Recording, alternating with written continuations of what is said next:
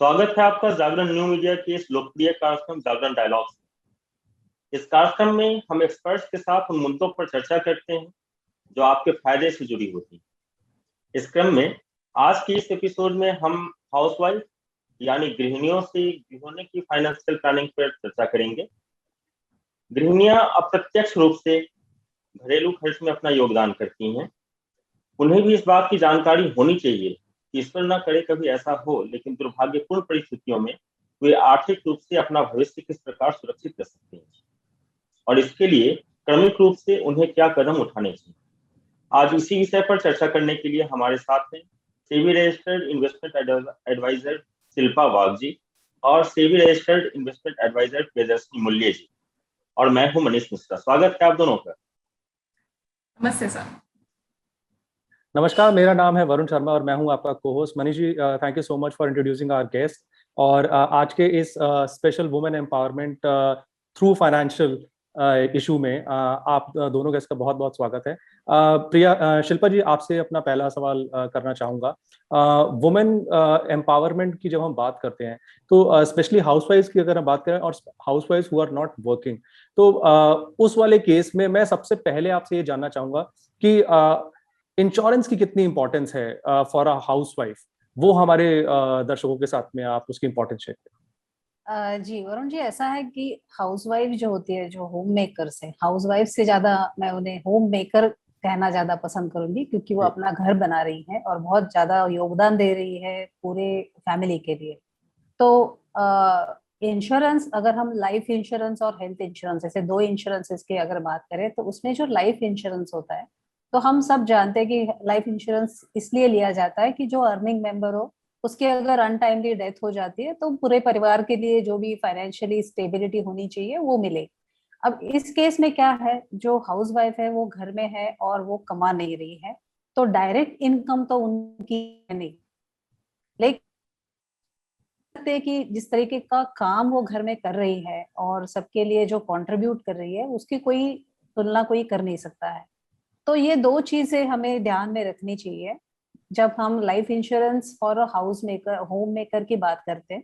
तो क्या वो कुछ फाइनेंशियली फैमिली डिपेंडेंट है उनके ऊपर, तो वो एक बेस रहेगा हमें सोचने के लिए कि लाइफ इंश्योरेंस उनके लिए जरूरी है या नहीं है। अगर कोई भी फाइनेंशियल कंट्रीब्यूशन वो फैमिली की टूवर्ड्स नहीं कर पा रही है, तो फिर लाइफ इंश्योरेंस कंपनी भी शायद सोचे कि इनको कैसा लाइफ इंश्योरेंस दे। मैं उसको थोड़ा अलग तरीके से आपको रिक्वेस्ट करूंगी कि उनकी फैमिली देखे कि अगर ये हमारी जो हाउस वाइफ जो कंट्रीब्यूट कर रही है, अगर उसको किस चीज की वजह से अगर वो कंट्रीब्यूट नहीं कर पाती, जो घर में काम कर रही है उसके बारे में, जो बच्चों को देख रही है, घर में सब कर रही है, सबको मैनेज कर रही है, तो वो मनी मैनेजर्स हैं एक तरीके से। आप अगर देखेंगे तो घर के मनी मैनेजर्स जो है वो लक्ष्मी होती है। तो अगर वो नहीं है तो फिर उनके वजह से जो भी फाइनेंशियल बर्डन एडिशनली फैमिलीज के ऊपर आ जाएगा, उसको अगर हम सोचे तो जो लाइफ इंश्योरेंस घर के अर्निंग मेंबर ले रहे हैं उसमें बढ़ोतरी करना ज्यादा सही रहेगा, ये मेरा मानना है। तो अगर हाउसवाइफ है, बिल्कुल ही अर्न नहीं कर रही है, फिर भी उसको जो वैल्यू है उसका हमने रिस्पेक्ट करनी है, और वो जो वैल्यू है वो उसके हस्बैंड हो या जो भी अर्निंग मेंबर हो फैमिली के जिनका इंश्योरेंस ले सकते हैं, उनके लिए उतनी कंट्रीब्यूशन ज्यादा लेनी जरूरी होगी। और हेल्थ इंश्योरेंस तो सबके लिए चाहिए, तो अगर होम मेकर हो या वर्किंग प्रोफेशनल हो उससे कोई फर्क नहीं पड़ता है। अभी जो हम लोगों ने पेंडेमिक देखी उसमें तो मतलब हर घर का हर जो भी व्यक्ति है, सदस्य है, उसके लिए हेल्थ इंश्योरेंस लेना तो बहुत ही ज्यादा जरूरी है। और महिलाओं के लिए तो बहुत ही ज्यादा जरूरी है, क्योंकि महिला जो है वो शारीरिक रूप से भी बहुत सारे अप्स एंड डाउन से जाती है, गुजरती है लाइफ में। वेदर इट इज प्रेगनेंसी हो या बहुत सारी चीजें होती है जिसकी वजह से। और ये जो ग्रुप है ना हमारा होम मेकर, वो खुद को बहुत लास्ट समझते हैं फैमिली में। हर चीज फैमिली के सदस्यों के लिए पहले होती है और फिर उनके लिए होती है। तो न्यूट्रिशन हो, जो भी हो, वो बहुत पीछे रह जाती है। तो इसलिए उनके लिए हेल्थ इंश्योरेंस लेना मुझे लगता है बहुत ज्यादा जरूरी है। प्रियदर्शनी जी, एक अच्छी बात यह है कि महिलाएं पैसे जोड़ने में बड़ी कुशल होती हैं। हाँ, वो कहीं कहीं से पैसे बचाकर, किसी डब्बे में रखकर और थोड़े थोड़े करके ढेर सारे पैसे इकट्ठे कर लेती हैं। right. पैसे जोड़ने की उनकी ये कला जो है वो बड़ी अच्छी होती है, खासतौर से हाउसवाइफ के लिए। यहाँ पर सवाल उठता है कि वो पैसे जो जमा करती हैं, इकट्ठे करती हैं, घर में रखती हैं, उसमें किसी तरह की ग्रोथ नहीं नहीं होता। ठीक है। तो आप उन्हें क्या सलाह देंगे कि उनको अपने पैसे कहाँ रखने चाहिए ताकि जब वो चाहे तब उनको वो पैसे भी मिल जाए और उन पर रिटर्न भी अच्छा मिले? क्या होता है कि जैसे आपने कहा कि वो पैसे बचा के रखती है, तो बचे हुए पैसों को पैर नहीं होते, वो कोई रिटर्न नहीं देते। तो ये जो सेविंग्स है उनको हमें इन्वेस्टमेंट्स में कन्वर्ट करना चाहिए। तो जब भी हम इन्वेस्टमेंट की बात करें तो कोई भी सुटेबल इन्वेस्टमेंट इंस्ट्रूमेंट आज की तारीख में जितने भी अवेलेबल है उसमें से एक चूज करके उसमें हमें पैसे इन्वेस्ट करने चाहिए। तो पैसों को पैर लगेंगे और वो हमारे लिए काम करना शुरू हो जाएंगे। लेकिन ये करे कैसे? तो उनको एक सिंपल चीज करनी है। वो खुद के बारे में थोड़ा कम सोचती है लेकिन फैमिली के बारे में ज्यादा सोचती है। तो बच्चों को आगे जाके कैसी पढ़ाई देनी है, उनकी शादी कैसी करनी है, या घर में और कौन सी चीजें लानी है। तो ये जो उनके ड्रीम्स है उनको वो गोल में कन्वर्ट करें, एक ध्येय या उद्दिष्ट निश्चित करें, उसके लिए काम करना शुरू करना है, तो इन्वेस्टमेंट करना है। तो जो भी बचे हुए पैसे है वो सुटेबल इन्वेस्टमेंट इंस्ट्रूमेंट्स में वो डाल सकती है। अगर शॉर्ट टर्म के लिए कुछ करना है उनको तो शॉर्ट टर्म बैंक एफडीज में इन्वेस्ट कर सकती है, या short term debt mutual funds में इन्वेस्ट कर सकती है। और लॉन्ग टर्म के लिए म्यूचुअल फंड का सहारा ले सकती है या पब्लिक प्रोविडेंट फंड का सहारा ले सकती है। तो पैसे पड़े ना रहे, उसको इन्वेस्टमेंट करना जरूरी। जी जी, जैसे जैसे प्रियदर्शी जी ने कहा कि पैसों को पैर लग जाते हैं, बिल्कुल सही कहा आपने, क्योंकि घर पे रखे पैसों का कोई बेनिफिट नहीं हो रहा है, they are not getting invested anywhere, उनका कोई और बेनिफिट नहीं हो रहा है। एक लिक्विड अमाउंट घर पे रहता है तो obviously people feel better about it.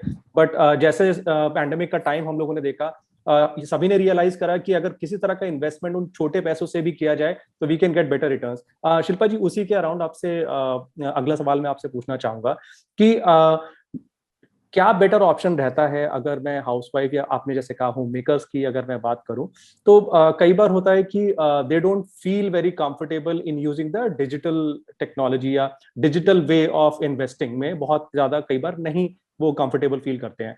तो बैंक्स के थ्रू या पोस्ट ऑफिस के थ्रू क्या ऑप्शन हो सकते हैं उनके लिए जो कि इजी हो और उन्हें रिटर्न्स भी मिल पाए? इन्वेस्टमेंट और रिटर्न की जब हम बात करेंगे तो मुझे लगता है कि प्रिया जी ने बहुत अच्छी बात कही कि ये जो मैं पैसा इकट्ठा कर रही हूँ, जो भी हो, महीने के अगर 500 रुपए भी मैं अगर सेव कर रही हूँ, तो वो मुझे मैं किस चीज के लिए सेव करना चाहूंगी। जब हमारे उद्दिष्ट सही होंगे तो हमें पता चलेगा कि कितना टाइम है मेरे पास निवेश करने के लिए। अगर मैं बोलूँ कि मुझे 6 महीने के बाद ये पैसे की जरूरत है, तो फिर मुझे अलग निवेश करना पड़ेगा। और अगर मुझे इस पैसों की जरूरत 6 साल के बाद में है तो मुझे अलग तरीके से निवेश करना पड़ेगा। और जो तरीके का निवेश हम सिलेक्ट कर रहे हैं उसी के हिसाब से हमें रिटर्न्स मिलेंगे। तो ये पहले तो तय करें कि जो मुझे पैसा बचा रहा है मेरे पास, उसका उद्देश्य क्या है। एज अ प्लानर मैं ये कहना चाहूंगी कि आपकी जो शुरुआत होगी वो इमरजेंसी फंड से करें। ये पेंडेमिक ने हमको सबको सिखा दिया है कि हमारी जॉब हो, हमारा बिजनेस हो, कहीं पे भी आर्थिक नुकसान हो सकता है। तो अगर आर्थिक नुकसान होता है तो होम मेकर ही है जो सब फैमिली को सपोर्ट दे सकती है। वो उसका सपोर्ट देने का टूल ये होगा कि उसके पास कोई इमरजेंसी फंड होगा। अब हम जो बात करें कि महिलाएं पैसे कमाती है, मतलब सेव करती है और डिब्बे में रखती है, ये भी एक तरीके का इमरजेंसी फंड ही क्रिएट कर रही है जी। लेकिन ये जो इमरजेंसी फंड है वो बढ़ेगा नहीं, क्योंकि वो वही का वही है। उसके ऊपर आपको ना कोई इंटरेस्ट मिलेगा ना कोई ब्याज मिलेगा। अगर यही पैसा अगर आप सिंपल सेविंग्स अकाउंट्स में भी रखती है तो उसको 2% तो 2%, लेकिन उसको कुछ तो ब्याज मिलेगा। ठीक है। तो पहली चीज तो यह है कि आपका सेविंग्स का जो आपकी जो आदत है उसको बरकरार रखे, वो बहुत इंपॉर्टेंट है। सेकंड है कि आप तय करें कि यह पैसा मैं कितने महीने तक, कितने दिनों तक मैं निवेश करना चाहूंगी। अगर आपका निवेश काल जो है वो 1 साल से कम है तो बैंक एफडी आपके लिए सबसे सही रहेंगे, जहाँ पे आप बैंक में जाके, आपको डिजिटाइजेशन में जाने की जरूरत नहीं है। यहाँ पे आप बैंक में जाके उसको जमा कर सकती है, 1 साल का एफडी, 3 साल का एफडी, या रिकरिंग डिपॉजिट जो होता है कि हर महीने में 500 रुपए का रिकरिंग डिपॉजिट अगले 12 महीने तक तैयार करके 1 साल में मैं एक इमरजेंसी फंड बना के रखूंगी। तो ये इस तरीके का निवेश वो कर सकती है। अगर लॉन्ग टर्म उनका गोल है 6 साल 7 साल, तो थोड़ा सा उन्हें सोचना चाहिए कि सिर्फ फिक्स डिपॉजिट ही काफी नहीं होंगे। डिजिटाइजेशन है जो जरूरी है, सीखना चाहिए। म्यूचुअल फंड्स है, अलग तरीके का निवेश है, इसे भी थोड़ा सीखना चाहिए। शायद हम उसके बारे में बात करेंगे आगे चल के, लेकिन लॉन्ग टर्म के लिए ये निवेश जो आपको अच्छे रिटर्न्स दे सकते हैं, वहां पे थोड़ा उन्होंने थोड़ा स्टडी, थोड़ा अभ्यास उसका करना चाहिए।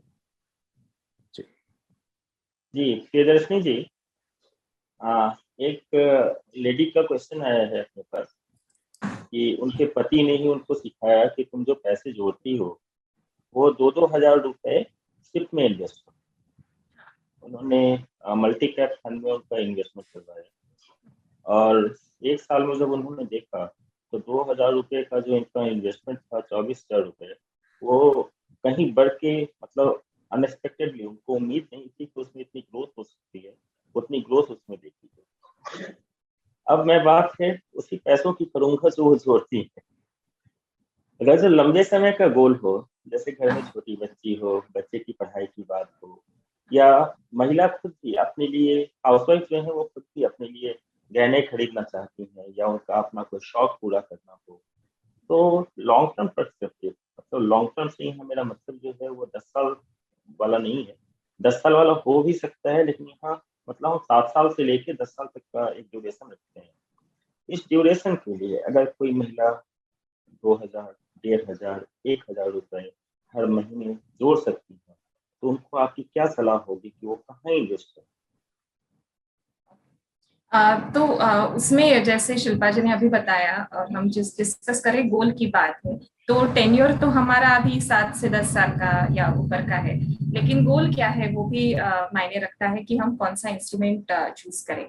अगर छोटी बच्ची है उनके लिए, उनको अपनी डॉटर के लिए कुछ इन्वेस्टमेंट करना है, तो अभी सुकन्या समृद्धि योजना बहुत ही अच्छा इन्वेस्टमेंट इंस्ट्रूमेंट है, जहाँ पे वो 10 साल तक की आपकी बच्ची के लिए अपनी इन्वेस्टमेंट कर सकती है। तो उनकी आगे जाके जो हायर एजुकेशन है या उनकी शादी है, उनके लिए उसका जो पैसा है वो काम आ जाएगा। गवर्नमेंट बैकअप प्रोडक्ट है ये, और समझने में बहुत आसान है।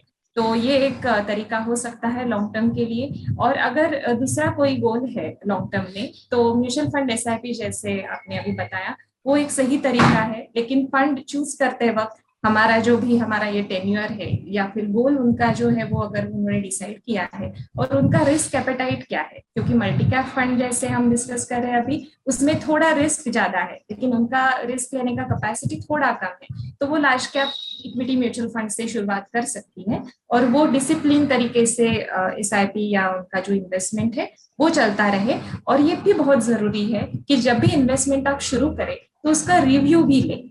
तो 1 साल के बाद अभी ये मैम ने अभी देखा कि उनका इन्वेस्टमेंट बहुत ज्यादा बढ़ गया है, लेकिन जरूरी नहीं है हमेशा बढ़ता ही रहे, या फिर फंड में बहुत से चेंजेस आते हैं, मार्केट परफॉर्मेंस बढ़ता और घटता रहता है।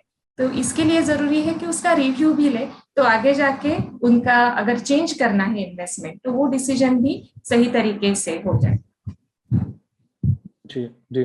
शिल्पा जी, मैं आपसे अपना अगला सवाल पूछना चाहूंगा। जैसे जो भी एम्प्लॉयड पीपल होते हैं, उनके साथ में एक पेंशन फंड के कॉन्सेप्ट को कनेक्ट किया जाता है, बट वहीं अगर हम एक होम मेकर की बात करें और वो अगर चाहें कि आफ्टर अ सर्टेन एज उनको एक पेंशन मिलनी शुरू हो जाए, सो उसके लिए उनके लिए पास में क्या बेस्ट ऑप्शंस हैं जिसके थ्रू वो लाइक मंथ ऑन मंथ या ईयर ऑन ईयर कुछ अमाउंट इन्वेस्ट करते रहें, और आफ्टर एज ऑफ 55 और 60 में भी they start getting this pension? तो यहाँ पे मुझे 3 विकल्प दिखाई दे रहे हैं। एक जो है वो बहुत सारी इंश्योरेंस कंपनी का पेंशन स्कीम्स या पेंशन स्कीम्स होते हैं, जहाँ पे आप अगर वो महिला हम लेते हैं कि 30 साल की है, तो उसके पास अभी और 25 साल है इन्वेस्ट करने के लिए। तो वो ये ऐसे स्कीम ले सकती है इंश्योरेंस कंपनी से, जिसे पेंशन स्कीम्स बोला जाता है, कि ठीक है हर महीना 2,000 रुपया वो इन्वेस्ट करती रहेगी अगले 25 साल तक। 25 साल के बाद में उसको ऑप्शन दिया जाएगा कि उसको पेंशन लेना है उसके ऊपर, या सम लम सम मनी उससे विड्रॉ कर सकेंगी, तो ये ऑप्शन उन्हें दिया जाएगा। तो ये एक विकल्प उनके लिए है। दूसरा बहुत अच्छा विकल्प है पब्लिक प्रोविडेंट फंड। ठीक है, जो 15 साल का लॉक इन होता है। तो अगर उन्होंने आज बैंक में जाके पब्लिक प्रोविडेंट या पोस्ट ऑफिस में जाके अगर पब्लिक प्रोविडेंट फंड का खाता ओपन करती हैं, तो पहले 15 साल तक वहां से कुछ पैसा वो नहीं निकाल सकती। ठीक है, वो मतलब निकालना नहीं चाहिए। 4 साल के बाद निकाल सकती हैं, लेकिन हम रेकमेंड करेंगे कि आप पेंशन के लिए जी बना रहे हैं तो वो पैसा आप हाथ नहीं लगाना चाहिए, उस पैसे को कुछ भी हो। 15 साल तक उसमें निवेश कर सकती है। 15 साल के बाद वो वहां से पैसा निकाल सकती है पूरा का पूरा, या वहां कंटिन्यू कर सकती है। और तीसरा बहुत अच्छा विकल्प जो रहेगा वो नेशनल पेंशन स्कीम, जो एनपीएस, ये बहुत अच्छा विकल्प रहेगा उनके लिए। एनपीएस में 2 तरीके के अकाउंट्स होते हैं, टायर 1 और टायर 2। तो टायर 1 अकाउंट जो होता है वो पेंशन के रिलेटेड होता है। ठीक है, तो यहाँ पे वो हर महीना 2,000 रुपया डाल सकते हैं, जो भी उनकी निवेश रहेगा। कोई अपर लिमिट नहीं है यहाँ पे, जितना चाहे डाल सकती है। 60 साल तक ये पैसा वहां पे लॉक रहेगा, निकाल नहीं पाएंगे। 60 साल की उम्र में उसमें से 60% जो रकम रहेगी वो टैक्स फ्री निकाल सकते हैं। 40% रकम वहीं पे पड़ी रहेगी। वहां पे विकल्प दिया जाएगा कि आपको किस तरीके का पेंशन चाहिए। आपको हर साल हर महीना चाहिए आप जीवित रहने तक, आपके बाद में आपके जो स्पाउस है उनके लिए चाहिए, या आपके बाद में आपके बच्चों तक वो जाना चाहिए, या आपके मरने के बाद वो पैसा आपके नॉमिनीज को दिया जाएगा, बेनिफिशियरीज को दिया जाएगा। इस तरीके के बहुत सारे ऑप्शन वहां पे मिल सकते हैं। तो ये 3 विकल्प मुझे लगता है कि महिलाओं के लिए जिनको 60 साल के बाद में पेंशन जैसा कुछ करना है, तो ये वहां पे निवेश जरूर कर सकती हैं। जी प्रियदर्शनी जी, हम लोग चर्चा कर रहे थे कि महिलाओं की रिस्क एपेटाइट कितनी होती है, अपने रिस्क एपेटाइट को देखते हुए इन्वेस्टमेंट का ऑप्शन चूज करना चाहिए। अभी एक हमारे दर्शक हैं शिखा गोयल जी, उन्होंने पूछा है कि शेयर मार्केट में निवेश की शुरुआत कैसे करें। अब आप उनका रिस्क एपेटाइट देखिए और उन्हें उनका मार्गदर्शन कीजिए। ओके, रिस्क एपेटाइट हर एक का हम अलग अलग होता है। हम सब लोग अलग अलग है, हमारी एज ग्रुप अलग है, हमारी इनकम लेवल अलग है, हमारे गोल्स अलग है, हमारी ये जो चीजें हैं जो अगर अलग है तो रिस्क एपेटाइट ऑब्वियसली अलग है। जज कैसे करें, तो एक साइकोलॉजिकल फिनोमिना है ये, बिहेवियरल फाइनेंस हम जिसको बोलते हैं, कि अगर मैं 10 रुपए किसी मार्केट लिंक्ड इंस्ट्रूमेंट में डालती हूँ तो कितना मैं लॉस बेयर कर सकती हूँ वो 10 रुपए पे, वो हमें खुद का जज करना है। अगर हमने मन बना लिया कि ये मेरे लॉन्ग टर्म के लिए ही है, मतलब मेरे बच्चों के हायर एजुकेशन के लिए है, 15-20 साल तक मैं इसको देखूंगी नहीं, तो ऑब्वियसली हमें हमारा रिस्क एपेटाइट वहां पे ज्यादा रखना चाहिए, कि भले हमने इन्वेस्टमेंट शुरू किया और बाद में कितना भी ऊपर नीचे जाए इन्वेस्टमेंट, उसमें कोई मुझे नहीं देखना है, अच्छे से रिव्यू करना है और अच्छे से कंटिन्यू करना है। तो ये हिसाब से हम जज कर सकते हैं। मनीष जी, क्या मैं कुछ कंट्रीब्यूट करूं इसमें? जी जी प्लीज। बिल्कुल बिल्कुल। देखिए, रिस्क एपेटाइट जैसे प्रिया ने कहा, हमने जो देखा है वो बदलती रहती है। जैसे आप एज में आगे चलते हैं लाइफ में, ये एक फैक्टर है, एज फैक्टर। दूसरा फैक्टर नॉलेज फैक्टर है। ठीक है, क्योंकि आप कोई भी शेयर हो या कोई भी निवेश का इंस्ट्रूमेंट हो, आपको उसके बारे में क्या पता है, कितना आप उसका अभ्यास कर चुके हैं और कितना कॉन्फिडेंस है आपको उसके ऊपर, ये भी बहुत निर्भर करता है। तो ये जो महिलाएं आपको पूछ रही हैं कि शेयर मार्केट में शुरू करना है, तो मैं कहूंगी कि एक स्टेप पहले जाके थोड़ा सा शेयर मार्केट को स्टडी करें, उसका बिहेवियर स्टडी करें। डिफरेंट जो कंपनीज है, लार्ज कैप स्मॉल कैप, उनका कैसे बिहेवियर होता है, कैसे वॉलेटिलिटी होती है, कौन से इंटरेस्ट के कौन से जो रेट्स है शेयर्स के ऊपर नीचे होते हैं, वो कैसे होते हैं, क्यों होते हैं, इसके बारे में थोड़ा स्टडी करें। और किसी के बोलने से या किसी के टिप्स को लेके शेयर मार्केट में शुरुआत ना करें, ये मेरा रिकमेंडेशन होगा। इससे तो बेहतर होगा शिल्पा जी कि वो किसी म्यूचुअल फंड में इन्वेस्टमेंट की शुरुआत करें, इक्विटी म्यूचुअल फंड में, ताकि जो रिस्क है वो भी कम हो जाए और जिसका जो मैनेजमेंट है वो भी मतलब एक स्किल्ड पर्सन करते हैं, तो जाने माने लोग होते हैं फंड मैनेजमेंट में, मतलब एक्सपर्ट होते हैं। तो आपका क्या सलाह, आपकी क्या सलाह है कि उनको म्यूचुअल फंड से शुरुआत नहीं करनी चाहिए? बिल्कुल बिल्कुल, ये बहुत सही राय रहेगी, क्योंकि आपको ये तो सबको पता है कि इन्फ्लेशन को, महंगाई को अगर बीट करना है तो इक्विटी में तो निवेश करना ही है, उसको कोई मतलब ऑप्शन तो हमारे पास दूसरा है नहीं। तो अगर उसके तरीके से जाएंगे, तो अगर आपके पास टाइम और नॉलेज शेयर मार्केट को मॉनिटर करने के लिए नहीं है, तो म्यूचुअल फंड ये सही रास्ता रहेगा। जो आपको कोई फंड मैनेजर है जो एक्सपर्ट है, जो आपको पैसे, आपके पैसे लेके उसको शेयर मार्केट में निवेश करेगा, उससे जो भी बेनिफिट्स मिलेंगे आपको एनीवे मिलने ही है। तो थोड़ा कम, शायद ज्यादा ज्यादा कम थोड़ा हो सकता है जो शेयर मार्केट में डायरेक्टली इन्वेस्ट करते हैं, लेकिन उसको उसके बारे में पता है तो शायद वो ज्यादा कमाएंगे। लेकिन मुझे लगता है शुरुआत कहीं ना कहीं से करनी है, तो म्यूचुअल फंड का रास्ता बहुत सही रहेगा। जी जी। प्रियदर्शनी जी, इससे पहले कि मनीष जी इस डिस्कशन को रैप अप करें, एक आखिरी सवाल मैं आपसे पूछना चाहूंगा। हम लोगों ने बैंक एफडीज की बात कर ली है, पीपीएफ की बात कर ली है, म्यूचुअल फंड्स की बात कर ली है, बट एक बहुत इंपॉर्टेंट चीज है जो हम भूल रहे हैं, और वो है गोल्ड। स्पेशली दी लाइक अगर मैं सिर्फ होम मेकर्स की बात नहीं करता, मैं वुमेन एज एन होल की बात करूं, तो सभी को गोल्ड काफी पसंद आता है। और gold as a medium of investment की अगर हम बात करें, तो आप उन्हें क्या सजेस्ट करेंगे? फिजिकल फॉर्म एक ज्यादा बेटर रहेगा विकल्प, या आप जैसे म्यूचुअल फंड्स की बात कर रहे हैं तो उसमें गोल्ड ईटीएफ का ऑप्शन आप उन्हें सजेस्ट करना चाहेंगे? वो सोना चमकता है और हम सबको पसंद भी है, लेकिन फिजिकल गोल्ड के अपने कुछ लिमिटेशंस है। मतलब हमें वो सिक्योरिटी उनकी देखनी पड़ती है, या फिर ज्वेलरी के फॉर्म में अगर वो हम बचा के हमारे पास रखे तो मेकिंग चार्जेस या फिर उसका डिजाइन थोड़ा आउटडेटेड हो गया, ऐसी चीजें हाउसवाइफ फेस करती है। तो gold as an investment e form में बेटर रहेगा। गोल्ड ईटीएफ और सॉवरेन गोल्ड बॉन्ड्स, ये दो बहुत ही अच्छे ऑप्शंस है अगर हम गोल्ड इन्वेस्टमेंट की बात करें तो। गोल्ड ईटीएफ में हम 1 unit is equal to 1 gram of gold, जो भी हम बाजार में जाके फिजिकली खरीद रहे हैं 1 ग्राम ऑफ गोल्ड, वो हम गोल्ड ईटीएफ में 1 यूनिट के तौर पे खरीद सकते हैं। डीमैट में, हमारे डीमैट अकाउंट में आ जाता है। तो ट्रांसपेरेंट भी है, हम डेली देख सकते हैं कितना ऊपर उतार चढ़ाव है वो गोल्ड इन्वेस्टमेंट में, और इजीली लिक्विडेट भी हो सकता है, जो कभी हमें काम आ सकता है। दूसरी चीज, सोवरेन गोल्ड बॉन्ड्स 8 साल तक का हमें निवेश करना है इसमें। आरबीआई के थ्रू ये बॉन्ड्स आते हैं और उसमें अराउंड 2.5% का टैक्सेबल इंटरेस्ट भी मिलता है। तो अगर हमारा उद्देश्य ये है कि 8-10 साल के बाद हमें किसी को गिफ्ट के तौर पे अगर ये गोल्ड जमा करके रखना है, समझो बेटी की शादी है उनके, तो वो सोवरेन गोल्ड बॉन्ड में इजीली और सेफ तरीके से इन्वेस्ट कर सकते हैं।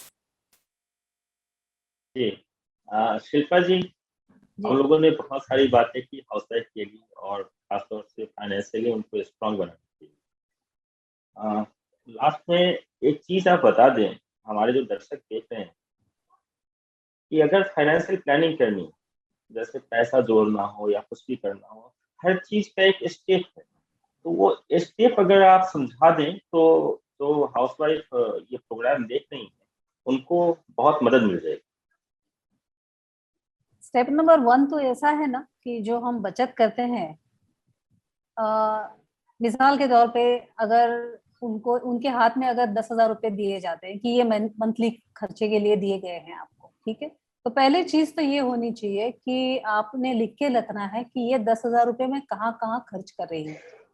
ये अगर आप 2-3 महीने करेंगे तो आपको एक ट्रेंड पता चलता है कि मुझे घर के खर्चे के लिए, जैसे बनिया का सामान हो या दूध वाला हो, ये सब चीज के लिए, या कहीं जाना हो, कहीं पे कुछ गिफ्ट देना हो, ये सारी चीजों में ये 10,000 में से मेरे कितने पैसे खर्च हो जाते हैं। ठीक है, तो कहीं कभार ऐसे हो जाता है कि ठीक है मैं खर्चे तो कर रही हूँ, पैसे बचा रही हूँ, तो 10,000 में से 1,000 रुपए तो मेरा बच जाता है, तो मैं बहुत खुश हूँ। लेकिन जब हम ये एक्सपेंस एनालिसिस करेंगे तो शायद वो 1,000 रुपए की जगह पे हम 2,000 रुपए सेव कर सकेंगे। तो ये जी। तो पहली बात है। तो पहले तो लिखना चाहिए कि मैं कहाँ पे किस चीज में खर्चे कर रही हूँ। तो आपके पास अगर अगर अभी पैसा आया, 2,000 रुपये आए हैं, तो अभी फिर आप सोचे कि मेरे पास मैं क्या क्या कंट्रीब्यूट करना चाहूंगी, किस चीज के लिए। जैसे मैंने बोला कि पहली चीज तो इमरजेंसी फंड के लिए, ये तो पहला स्टेप है। इमरजेंसी फंड कितना आपने रखना है। तो अगर आपका महीने का खर्चा अगर 8,000 आता है, 2,000 तो आपके बच रहे हैं, तो क्या मैं इतना कंट्रीब्यूट कर पाऊं कि 1 महीना 2 महीना अगर मुझे 10,000 रुपये नहीं मिल रहे हैं हाथ में, फिर भी मैं मेरा घर खर्चा संभाल लूंगी। ठीक है। तो उसका मतलब यह है कि मुझे कहीं ना कहीं 15 से 20,000 रुपए की एक पूंजी इमरजेंसी फंड के तौर पे जमा करके रखनी है। तो वो पहला स्टेप रहेगा। सेकंड स्टेप ये रहेगा कि मेरी बच्ची है, मेरे बच्चे हैं, उनके उनके लिए मेरे हस्बैंड तो एनीवे कंट्रीब्यूट कर रहे हैं, पैसा कमा के ला रहे हैं, लेकिन मेरी तरफ से मैं क्या कर सकती हूँ, क्या मैं थोड़ा थोड़ा पूंजी जमा कर सकती हूँ। तो फिर गोल्स लिखें। ठीक है।